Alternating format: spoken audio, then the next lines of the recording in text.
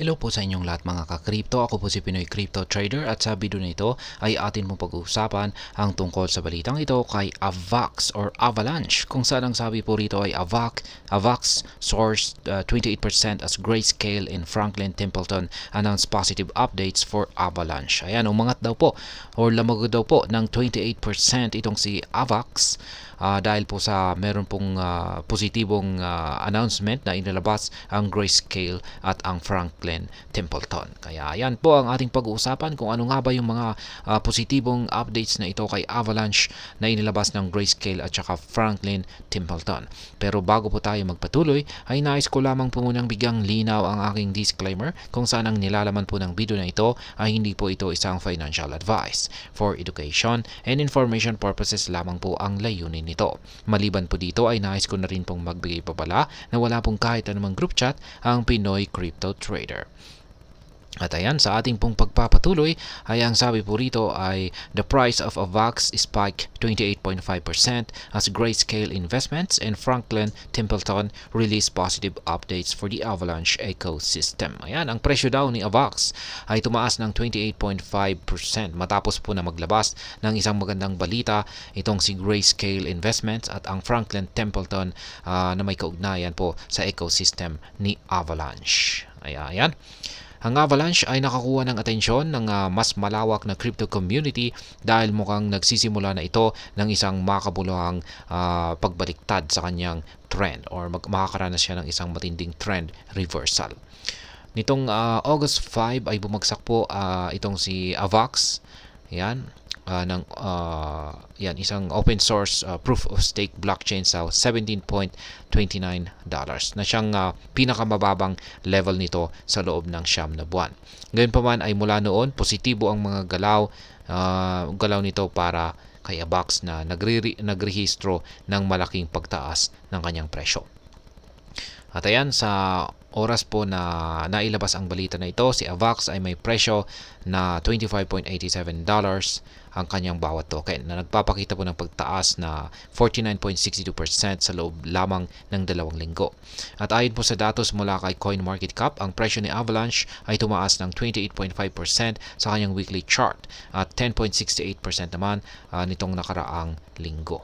Kaya yan po yung chart dito ng AVAX USDT mula po ito sa datos ni Binance. Daily chart time frame niya po ito. At kitang-kita po natin dito na siya po ay bumubuo ng magkakasunod na mga bullish candlesticks. Potential factors responsible for AVAX surge. Ito po yung mga posibleng dahilan sa pagtaas ni AVAX. Yan, ang kamakailang pagtaas ng presyo ay maaring maiugnay po ito sa ilang positibong developments na may kinalaman po dito kay AVAX. Kabilang ang launching ng paglulunsad or launching ng Grayscale Investment ng Avalanche Trust at ang pagpapalawak ng Franklin Templeton ng kanilang money market fund dito sa Avalanche blockchain. Grayscale introduces investment fund for Avalanche. Ayan, nagpakilala po ng isang investment fund itong si Grayscale para sa Avalanche. At ayan, itong August 22 ay pinalawak ng kilalang crypto asset manager na si Grayscale Investments ang kanilang mga crypto investment products sa pamamagitan ng pagpapakilala ng kanilang Grayscale Avalanche Trust. Ngayon ay ang bagong investment product na ito ay naglalayong magbigay sa mga sophisticated investors ng indirect exposure sa Avalanche ecosystem, lalo na sa native token nito, ang AVAX. Ang pondo na nakatuon lamang sa Avalanche ay bukas na para sa daily subscription. Ngayon ay inaasahan ng mga crypto enthusiasts na ang funds ay maaring magdulot ng launching ng isang spot-based exchange-traded fund or ETF para kay AVAX. Kilala na ang Grayscale Investment na nagpaplanong i-convert ang lahat ng kanilang crypto investment products sa spot-based ETF. Ang asset manager ay na-convert na ang kanilang Bitcoin at saka Ethereum Trust sa spot ETF. Kapansin-pansin, plano ng kumpanya na gawin din ito para sa iba pang crypto investment products kabilang na po ang Grayscale Avalanche Trust.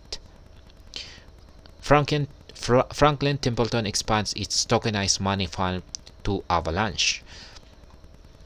Sa parehong araw ay pinalawak ng top asset manager na Franklin Templeton ang kanilang on-chain money market fund, ang Franklin On-Chain US Government Money Fund or FOBXX sa Avalanche Network. Ito po ay na-launch noong taong 2021. Ang $420 million na US registered mutual fund ay nagbibigay sa mga institutional investors ng access sa blockchain-based record-keeping system ng asset manager. At ayan, ang mga shares ng funds na kinakatawan ng isang native token na tinatawag na Benji token na kasalukuyang available para sa trading sa Polygon at Stellar ay ayan, maaring bilhin ng mga investors ang tokenized shares gamit ang stablecoin ng Circle or USDC. Kaya ayan, yan po ang dahilan kung bakit nakaranas ng pag-angat na nasa 28.5% itong si AVAX or Avalanche, at ang nagdulot po niyan ay itong pagpapakilala ni Grayscale ng kanilang investment fund para dito sa Avalanche. At yan po yung tinatawag nilang Grayscale Avalanche Trust. At ang pangalawa ay itong pagpapalawak naman ng Franklin Templeton sa kanilang tokenized money fund dito sa Avalanche. Ayan, hanggang dito na lamang po tayo sa video na ito mga ka-crypto. Sana po ay inyong nagustuhan ang aking paliwanag sa video na ito. Kung inyo po itong nagustuhan, ay pakiclick lamang po ang like button nito. Para naman po sa mga bago lamang dito, kayo po ay aking inaanyayahan para mag-subscribe. Pakiclick na rin po ang bell icon nito dahil ito po ang siya magsisilbing notification nito sa mga bago kong videos na akin pong ina-upload sa aking YouTube channel na ito. Marami pong salamat sa panonood. Ingat po tayo lagi at God bless po sa ating lahat.